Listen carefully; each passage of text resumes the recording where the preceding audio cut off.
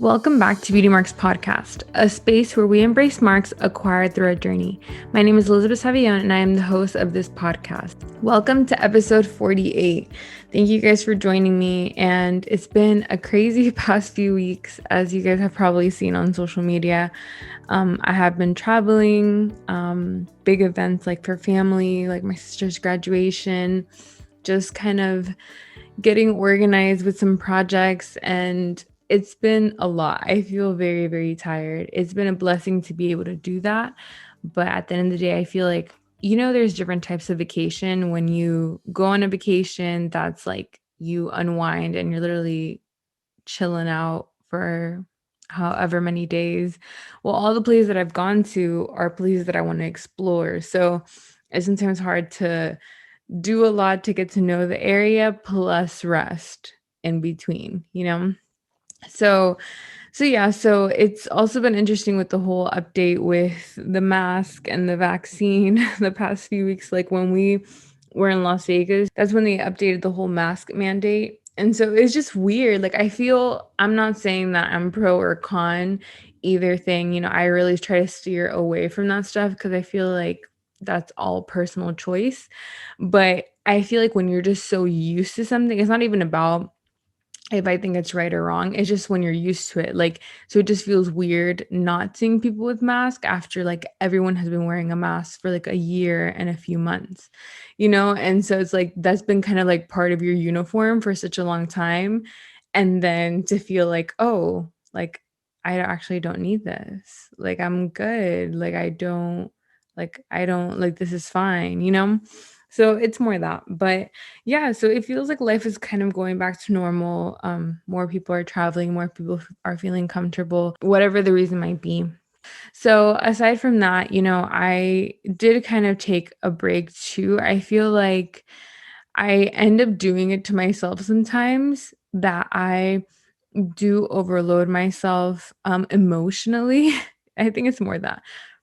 So aside from that, I also became a trauma healing facilitator. So I did a 6 week course on trauma, and it was really, really good because it was about dealing with your own trauma, but also how to help others.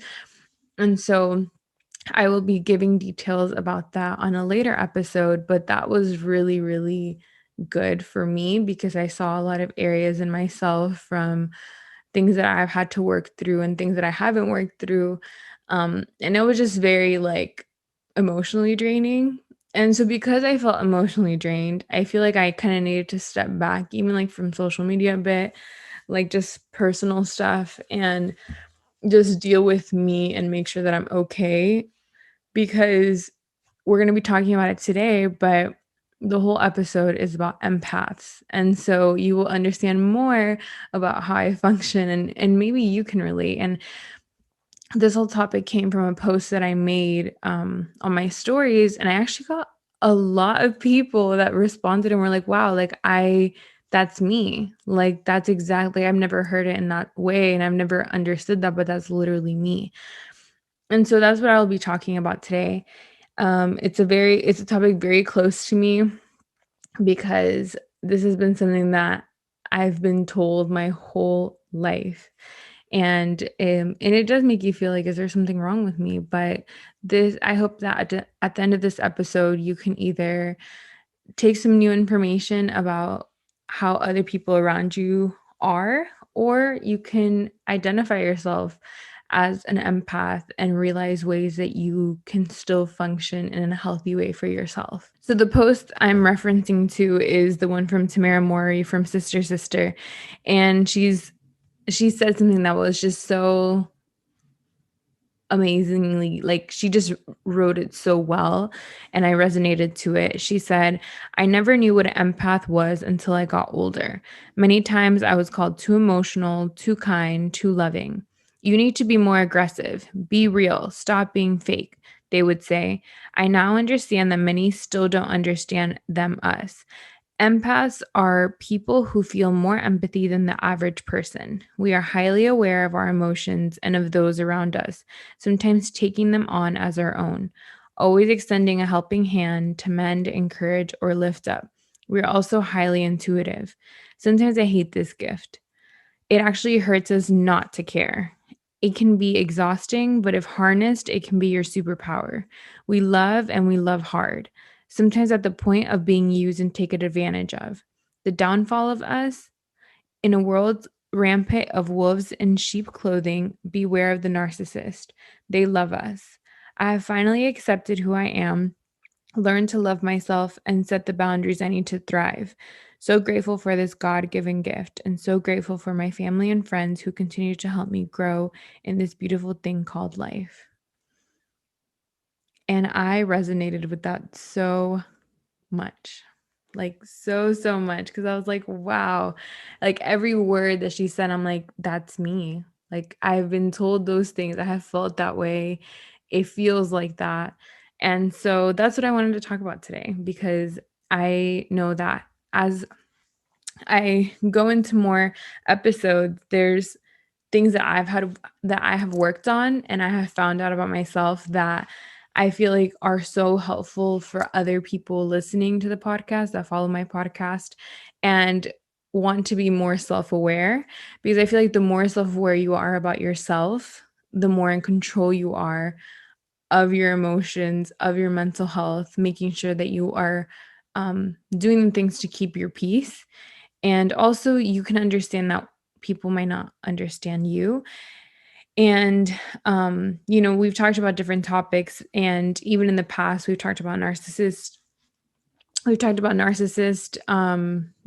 trauma bonds, a little bit of an overview, even like codependency. But I would love to talk about that stuff in like a more specific way, because I feel like it's just so mind-blowing when you really understand those things. And if you are in those kinds of relationships, then you can see how it affects your brain, how things from your childhood connect to why you can't let go in an adult relationship, or maybe in a dynamic that you were raised by a narcissistic parent or even a codependent parent. So there's just so many things that it's taken, like, I would say this year has been like diving deep into myself, and it has been very draining at times, because I feel like it's just like an overwhelming of like emotions, and like just thinking about what has happened in the past and thinking about, wow, that's why I act this way. And fixing it, because not only knowing it, it's like fixing it and trying to be different, because if not, you repeat the same patterns. So empathy is awareness of or interest in another person that causes a behavioral shift. So you either listen to, help them, or respond to another person's needs or feelings. So empaths, it's, empathy, you hear sympathy, empathy as like when someone maybe is hurt and you're like, wow, like I feel so sorry for them. That's very heartbreaking, like just a very general. But an empath, here's the difference, is that you are aware of people's feelings, but genuinely attempt to put yourself in the place of another, to resonate or care about. And you truly pay attention to people and what they're going through, especially when it comes to their feelings. It's not only like a overall, like, I care for you as a friend, or because you're my family. It's more of like you generally put yourself in the position of what they're going through. So empathy is important for in this world, just so you know. Empathy is what makes people feel seen and heard. Without empaths or people that have empathy, we would be a very narcissistic space or place. And so I know for me, growing up, people have always told me, I'm very soft, like I'm very sensitive. I take things too personally. I just am very emotional. I just don't have, like, I need to like toughen up to have that, like, no one's going to mess with me attitude. And so I've talked about this on different podcasts. Even when Jeanette Salguero was on the podcast, she spoke about, confidence, and she spoke about, the way that you project yourself and all those things in certain places. And so I know that in the corporate world, sometimes people tell you this advice because that's just kind of how it is. It's like a man's world and you just kind of are living in it in those spaces and you have to adapt. but I'm talking about more of like you as a genuine being in your friends group, family groups, relationships, family, and even to those that, are around you that you don't even know, but you just have a very sensitive spot and a soft spot for other people's um, pain and emotion. So, some of the characteristics of an empath is that you can tell where someone is at emotionally based on their body language. So, you pick up on cues really quick. Like, you usually like feel the room. That's like, I guess, the best word to use, like, feel the room, where you have like discernment of when people are off or something's going on. Like, sometimes even without them telling you, like, you just kind of feel it.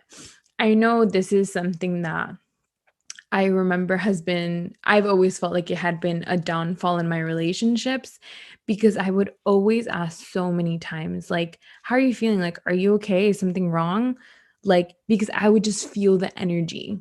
Like, I would feel the energy of their body language, of the way that they were, the way that they entered, like, that I just felt something was off. Like, I would say 10, I would say like 9 out of 10 times. And I was always right about that something was off, something was going on, either in their life or about how they felt about me or something that had happened. So it's like you just pick up on those cues so much faster. But I always feel like that was a downfall. I'm like, dang, like that's annoying for that person to always be like, hey, is everything okay? Hey, is everything okay? Like, and it's just because I felt it. Like, I don't like, and people that are empaths will understand that it's like you just feel it. The second thing is that you struggle to set boundaries because how you care so much deeply about other people, you usually don't know where your end stops and the other person begins. And it's not because this also sometimes sounds to me like codependency, which is a whole nother topic. But empaths usually, this is just so you know, empaths usually either get stuck or attract toxic people. So empaths um, end up in toxic dynamics with codependent relationships or even with narcissists. So because they play on the fact that you just think the best of people. You put yourself in their shoes. So if they act a certain way, you're like, oh, it's just because they're having a rough day. Or, it's just because they're going through this. So like I have to like change something, or I have to like, be understanding because of this. Like you give a lot of chances. And I remember putting myself in that position, not only in relationships, but even with friends, like just thinking that the treatment of others is okay just because of what they're going through. And so another episode I'm definitely going to do about codependency because I feel like you might be in a codependent relationship and not even know it, because for a while I didn't know what that was.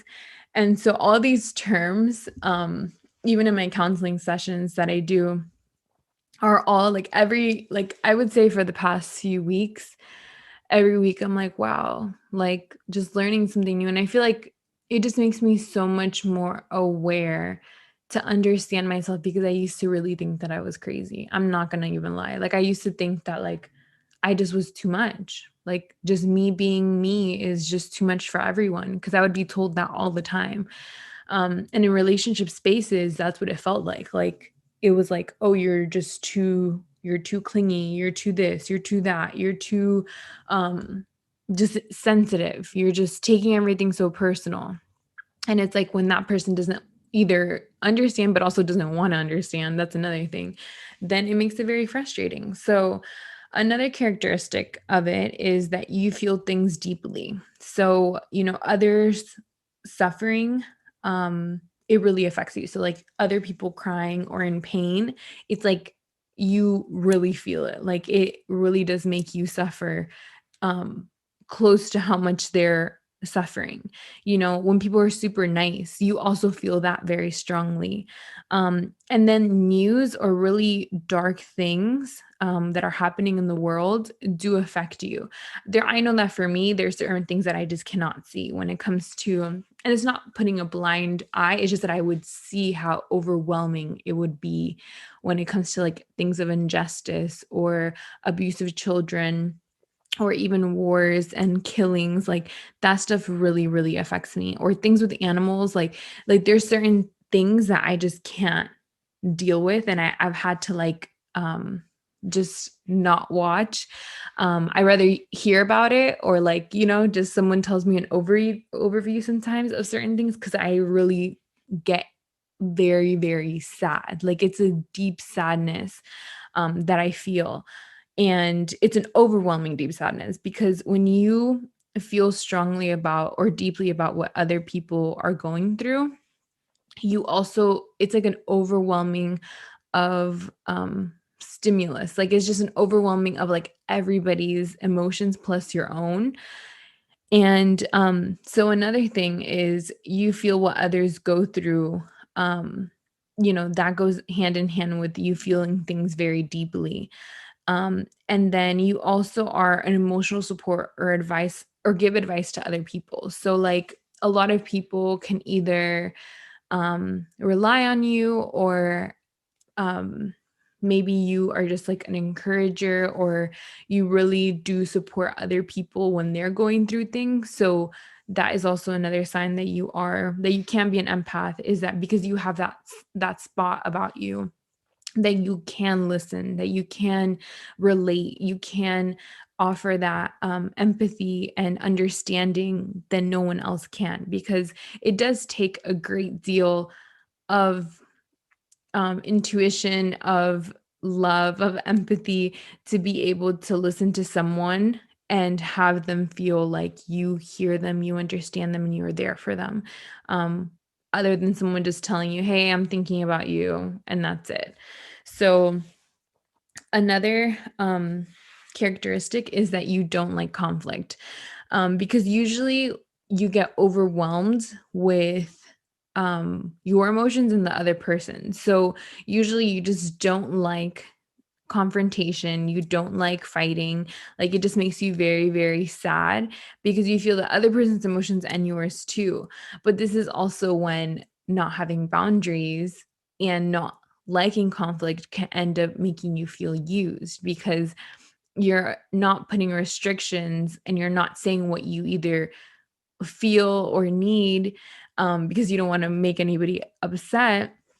So that's when you can end up harming your own self. So another thing is that you easily get overwhelmed. This is something that I've learned about myself over time, because I have always been an extrovert. And over time, I think that also, like, living by myself was another factor in understanding that I needed to really enjoy being by myself and like do things on my own. But I also have found that when I'm around too many people for a long time, I like need some space. Like, I kind of need to like rejuvenate myself, like by myself. Like, I need my alone time. And before, I was not like that. Before, I felt like I was just overwhelmed with other people and always was trying to fill my time. And so now I've realized that like I need, like, if I'm, for example, even as much as I love my friends, if I'm with someone for like 3 or 4 days, after that, it's like, okay, I need a break. Like, I just need like some time to like, just like recuperate myself, or like, even not even with my friends, like even with my family. Like, it's just like I need that time to just like do something that I enjoy, or just like get in my room by myself and my own thoughts, and just do something for myself, because I like need to like recuperate my feelings and kind of like get in tune with like what I'm feeling, or what just happened that other people have told me, so that I have to process those emotions. um so you can get easily overwhelmed. um and usually the things about being an empath is that you truly absorb or can reflect the environment. So, like, I always think about this, like, in friendships or relationships, like when someone else was sad, that I felt like I needed to mirror that I was sad too, because they were sad. So, like, it's like absorbing the environment that I was in, because, I had a lot of empathy for them, and I was listening to what they were going through. So, I wanted to be involved and respond in a meaningful way to what they are going through. But that's like the pro, because again, this, I'm not saying that empaths, I am an empath, so I have learned that it is a blessing and it is a gift that you have those feelings and emotion. Like God made you in that way, and that's just how you are. Is just knowing and learning how to work with it so that you aren't affected so much when there are people, because there's not, trust me, there's not a lot of people that are like that. And it can be very, very frustrating, because then you feel like you're stepped on, you feel like you're used, you feel like you are a bother to people, you feel like just all these other emotions that you feel like you need to change about you, when that's not the case. You just need to find a better flow and put boundaries. I feel like the one thing for sure is about boundaries, which I'll talk about that a little bit later. Because there are a lot of blessings of being an empath. You know, you do form more intimate relationships at a deeper level with people, because you take the time to get to know people, ask them how they feel overall, than the how are you doing? How's it going? Like, good, and you? Like, you really care about those emotions and feelings that people experience. So you can form more intimate relationships. You're more transparent in your relationships. So that is a blessing. I think that that's how I have built certain relationships, because of that level of intimacy and the level of transparency. So, you know, being an empath, you find meaning in a lot of things, which makes it easier to be satisfied at your life. You know, even though yes, you can be overwhelmed, but it's usually because you're not setting those appropriate boundaries for yourself. But you do, you enjoy giving and being there for others and listening and helping and just truly encouraging or listening to someone, or just encouraging someone else. You know, I heard a message the other day that was talking about empaths directly, and it said that even sometimes you have like discernment of people, like you can even as an empath, you can even just feel sometimes what people are going through. And this has actually happened to me with certain women that I feel that they have been in. I have never told anybody this, but it's true now. Like when I've researched and kind of done more um diving into this topic, I found out that I have always felt with other women that are either in abusive relationships, emotionally abusive, toxic relationships, I can like feel that. Like without them even telling me, like if I meet a girl and we're just talking, I kind of already sense like that we have a commonality in like you've been through that, you know? Like it's just a weird, or like if someone's in pain, it's like when you say like you can see it in someone's eyes when they're in pain.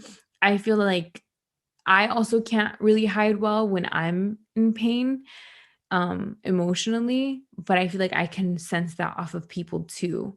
So it's like that intuitive discernment that you have, because you just are very in tune with emotions, and like you just pay attention to the little things too. So, you know, the one downfall I feel like for sure of being an empath is that, you know, you end up truly giving more than you receive sometimes. You know, I have mentioned before that in earlier in this podcast episode that usually empaths draw in toxic people. And so I know that when you are a genuine person and you just care a lot, usually you attract the person that wants to take and sees the good in you. So because you feel like you you empathize and understand that people are all broken, that you know everyone has their own story, that you know someone has been through a lot, so you have to be more understanding. Not everyone thinks that way. And especially with narcissistic partners or people that only take from you, you know, they can literally use you and throw you away. So because they know, there's this whole thing that I learned about these past years is about the narcissist and the empath. That's like the worst combination or duo, but usually that's the kind of relationships that really um, empaths end up being in, because they don't know that they can have boundaries, and they don't know that that person is deceiving them. So um what happens is that in relationships specifically, and but this can also be in family dynamics, like when someone just genuinely sees that you have that spot about you, and you have that care, and you give the benefit of the doubt, you rescue people, you're always trying to be there to help them, you avoid conflict. They also see that you fear abandonment, that you fear being rejected, that you don't like to say, you don't like to speak up for yourself. You can stand up for others, but for yourself sometimes you don't do that. So then that creates an enabling relationship with that person, because you're permitting the person's behavior and taking responsibility of another person's behavior. So then it reinforces that what they're doing to you is okay. So then you end up in that cycle with that person that is very toxic for you, because for an empath, I feel the more that I've read about empath and narcissists, I'm like, wow, I have been in relationships like that before. And it is the most painful, just like ripping of your soul, because you think the one thing that I feel like has stuck out to me about empaths and the whole narcissist dynamic is that I'm like, how can people be like that? Like, how can people look at your heart and look at you, how genuine and kind you are and loving, and um end up taking advantage of that and not caring. And usually people say that they don't have bad intentions for you, but their actions will always show you more than their words can say. So with those those things, I mean, I can go into a whole conversation in that, but just know that that is the one con that you have to protect yourself from, is those people that just want to take and know that they can take, because you've given them so many chances and you always see the best in them instead of seeing the real them. And so, some tips as how to get through and thrive as an empath. If you have related to any of the characteristics that I have said, you can even look it up yourself. There's tons of videos. If you're in counseling, you can ask your counselor, or any mental health counselor that you know, and they can give you more information on it. But some tips that I feel that have helped me in my time of learning more of who I am and what I can do um to make it better, and to make myself fully live in who I am. And I remember one time I was having a conversation with a friend, and especially when it comes to relationships, and then I told her that I'm like, wow, like sometimes I really feel like I need to change. Like I need to have a hard heart, and I have to be cold, and I have to be like with no emotions, because sometimes genuinely, like I wish that I was like that. Like I know multiple times in my life that I have wished that. Like I wish I had no heart. Like I wish I didn't care about anything and anybody. And I wish I didn't feel these feelings so deeply. And I feel like I wish that I didn't care about someone else's emotions, because like the quote that I read earlier, um, it's like it's hard not to care when you're an empath. And I remember she literally looked at me and she said, Liz, the right person will see that in you and guard it. The right person, when there's good people around you, not only in a relationship, but